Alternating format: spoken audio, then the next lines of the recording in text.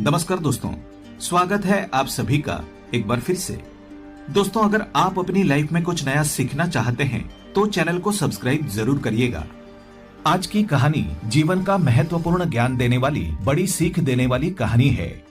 एक बात तो आप सभी जानते होंगे कि जो भी घमंड और गुरूर करता है उसका पतन हो जाता है। घमंड, गुरूर ज्यादा दिन नहीं टिकता।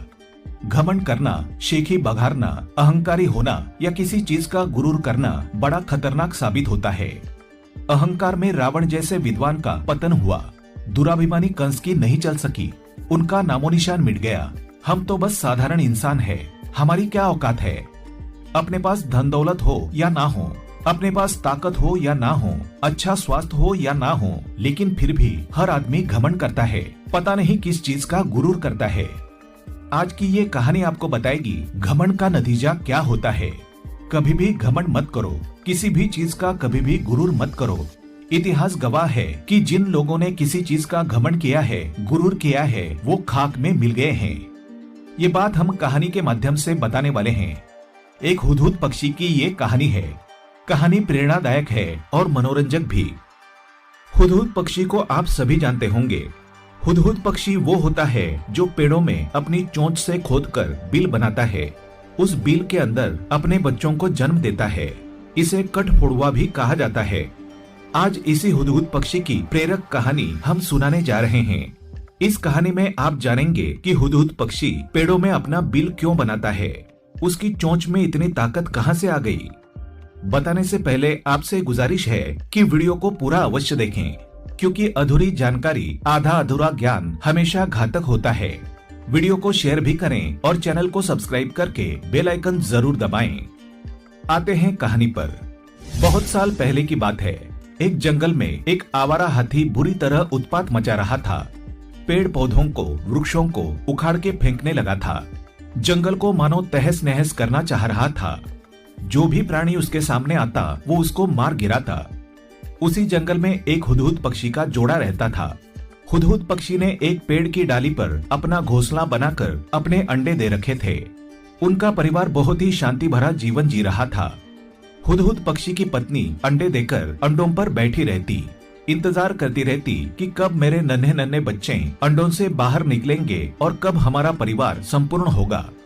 हुदहुद पक्षी और उसकी पत्नी इसी ख्यालात में रहते, अपने बच्चों के इंतजार में एक दूसरे का ख्याल रखते, बड़े प्यार से रहते, प्यारे सपने देखा करते। हुदहुद की पत्नी दिन भर अंडों पर बैठी रहती। हुदहुद उड़कर दूर जाता, भोजन लेकर आता और अपनी पत्नी को खिलाता। हुदहुद की पत्नी अपने अंडों की रक्षा करती रहती। अब जंगल में वो मगरूर हाथी पेड़ पौधों को तोड़ता हुआ जा रहा था। कुछ देर बाद वो हाथी उस पेड़ तक पहुंचा जिस पेड़ पर हुदहुद का घोंसला था, जहां पर मादा हुदहुद ने अपने अंडे दे रखे थे। हुदहुद जहां बैठी हुई थी, उस हाथी ने वहां आकर अपनी सूंड से उस पेड़ की डालियों को जोर से हिलाना शुरू कर दिया। डालियों को तोड़ दिया, उस पेड़ को ही उखाड़ दिया। हुदहुद का घोंसला नीचे गिर गया, उसके अंडे सब नीचे गिरकर फूट गए। हुदहुद पति पत्नी अपने सपनों को चकनाचूर होते हुए देखकर बड़े दुखी हुए, अपना सिर पकड़कर रोने लगे। इतने बड़े हाथी का वो मुकाबला तो नहीं कर सकते थे। अब इतने ताकतवर प्राणी का छोटा सा हुदहुद पक्षी क्या बिगाड़े। दोनों पति पत्नी विलाप करने लगे, लेकिन उनकी कोई सुनने वाला नहीं था। हाथी पेड़ पौधों को रौंदता हुआ आगे निकल गया। हाथी के आतंक से परेशान परिंदे यहाँ वहाँ उड़ रहे थे, चीख चिल्ला रहे थे। उसी समय एक मैना चिड़िया ने हुदहुद और उसकी पत्नी दोनों को विलाप करते देखा। मैना की उस मादा हुदहुद के साथ अच्छी दोस्ती थी। मैना चिड़िया ने पास आकर हुदहुद की पत्नी से पूछा कि बहना, तुम रो क्यों रही हो। हुदहुद की पत्नी ने मैना को सारी बात बताई। कहने लगी कि कुछ ही दिनों में मेरे बच्चे होने वाले थे, लेकिन उस उद्दंड हाथी ने पेड़ को तहस नहस कर डाला।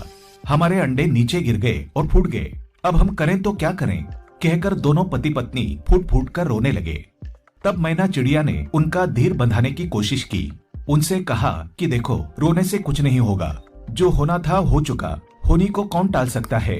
अब आगे के बारे में सोचो कि उस हाथी को किस तरीके से सबक सिखाया जाए। उसको सबक सिखाना बहुत जरूरी है। मैना चिड़िया बोली कि आज उसने तुम्हारे अंडे फोड़े हैं, तुम्हारे बच्चों को मारा है। कल मेरे साथ भी ऐसा हो सकता है। वो अन्य किसी पक्षियों के अंडों को फोड़ सकता है, उनके बच्चों को खत्म कर सकता है। इसलिए इस हाथी को सबक सिखाना बहुत जरूरी है। तब हुदहुद और हुदहुद की पत्नी मैना से बोले, हम कर भी क्या सकते हैं, वो भारी भरकम हाथी है, बड़ा ताकतवर है, हम छोटे छोटे परिंदे हैं, इतने बड़े हाथी का हम क्या बिगाड़ सकते हैं। तब मैना चिड़िया बोली कि तुम चिंता मत करो, 1 और 1 2 होता है, संगठन में बड़ी ताकत होती है। मैना चिड़िया कहने लगी कि एक भौरा मेरा दोस्त है, हम भौरे के पास चलते हैं, वो हमें जरूर कुछ न कुछ सलाह देगा। अब हुदहुद, हुदहुद की पत्नी और मैना भौरे के पास चले गए। उससे मिलकर उसे सारा हाल सुना दिया। तब भौरा बोला कि ऐसे हाथी को सबक सिखाना बहुत जरूरी है, लेकिन हमें और किसी की मदद चाहिए होगी। मेरा एक मित्र है मेंढक, उसकी सहायता लेते हैं, बड़ा तेज दिमाग है उसका, वो हमें अच्छी सलाह दे सकता है और वो हमारी सहायता भी जरूर करेगा। भौरे की इतनी बात सुनकर हुदहुद, मैना और भौरा मेंढक के पास चले गए। मेंढक वहाँ तालाब के पास रहता था। वहाँ पहुंचकर उन्होंने मेंढक को सारी बात बता दी। मेंढक बोला कि दोस्तों तुम चिंता मत करो, मैं कुछ देर गहरे पानी में जाकर दिमाग चलाता हूँ। मैं जब तक गहरे पानी के अंदर नहीं जाऊंगा तो मेरा दिमाग काम नहीं करेगा, तो तुम यहीं पर इंतजार करो, मैं गहरे पानी में जाकर सोचकर तुम्हें बताता हूँ कि क्या करना है। फिर मेंढक पानी में छलांग लगाकर गहरे पानी में जाकर बैठ गया। कुछ समय बाद मेंढक फिर पानी से बाहर आया और उनसे बोला कि मेरे दिमाग में हाथी को सबक सिखाने की एक गजब की तरकीब आई है। मेंढक ने अपने विचार उन सभी के समक्ष रखे। सभी को मेंढक की तरकीब बहुत पसंद आई।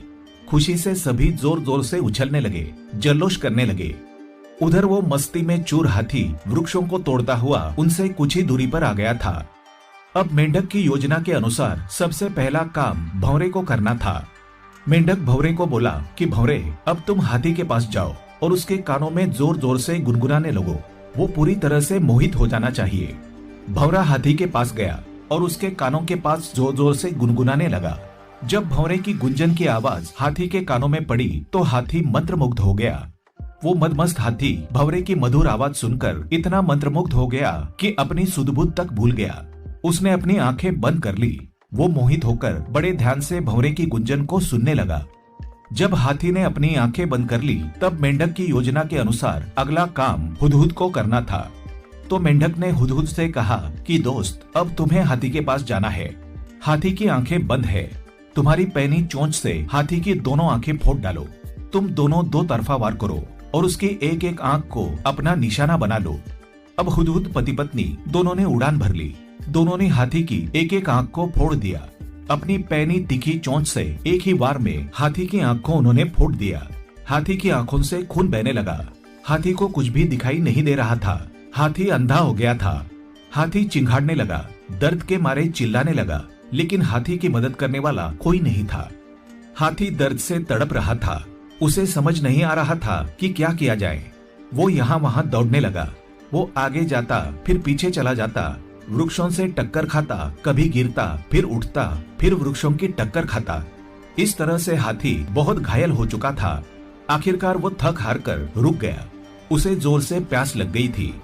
हाथी सोचने लगा कि मुझे पानी पीना है, मैं अंधा हो गया हूँ तो पानी तक कैसे पहुँचूंगा। भाग दौड़ करके हाथी का गला अब सूख गया था। तब आखिरी काम मेंढक की योजना के अनुसार मेंढक के साथियों को करना था। मेंढक ने अपने सभी मेंढक साथियों को एक बड़े से गड्ढे के पास बिठा दिया था। उनसे कह रखा था कि जब हाथी को प्यास लगने लगे तो तुम्हें जोर जोर से टर्राना है, और जब मेंढकों की टर्राने की आवाज हाथी सुनेगा तो यहाँ दौड़ा चला आएगा। इस तरह हाथी का काम तमाम करने की योजना मेंढकों ने बनाई थी। जब हाथी प्यास से तिलमिलाने लगा तब मेंढक उस गड्ढे के पास में जोर जोर से टर्राने लगे। जब हाथी के कानों में वो आवाज गई तो हाथी को लगा कि मेंढक पानी के जलाशय के पास ही रहते हैं। इतनी मात्रा में मेंढक बोल रहे हैं तो जरूर यहाँ आसपास कोई तालाब होगा, यहाँ निश्चित ही पानी है।